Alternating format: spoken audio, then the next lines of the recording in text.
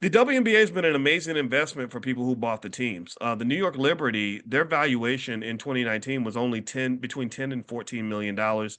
That valuation is now almost $500 million. So that franchise has grown in value from that 10 to 15 million number to 450 million.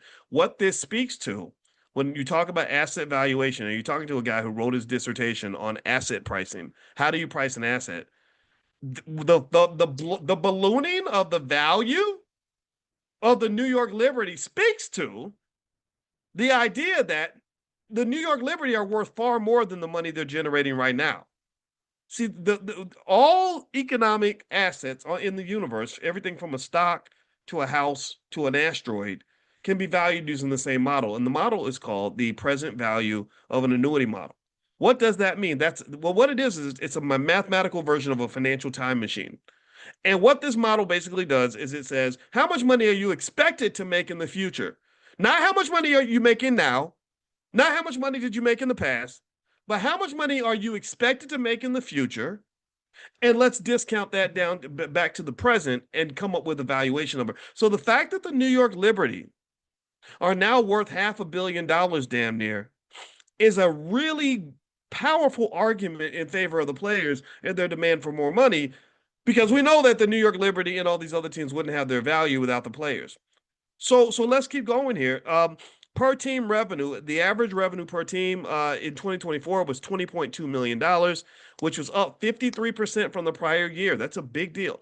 The Fever led with 33.8 million. The Liberty had 32.8 million. Attendance growth, average attendance in the WNBA reached 9,807 people per game, which is a 48% increase since 2023. Viewership has increased 170% on ESPN compared to 2023, averaging about 1.2 million viewers per game. Sponsorship volume, league-wide sponsorship, approximately 162.9 million annually via 271 deals across franchises.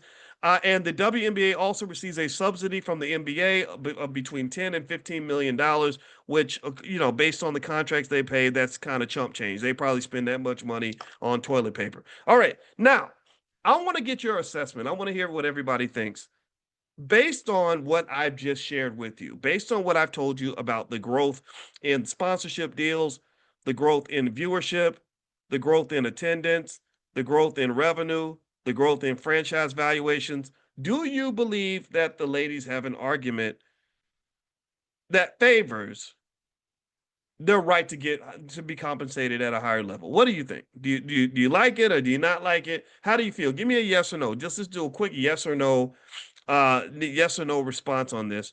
And let's not compare them to the NBA. Remember, the NBA took what, 70, 80, 100 years to get to where it is now. The WNBA is going to take some time, but just give me, based on what I told you, do you think that they deserve more money based on what has happened so far? What do you think? And just to recap, I mean, you had a growth in sponsorship deals. You've had a growth in viewership, 170% in literally a couple of years. A growth in attendance, 48% within 1 year.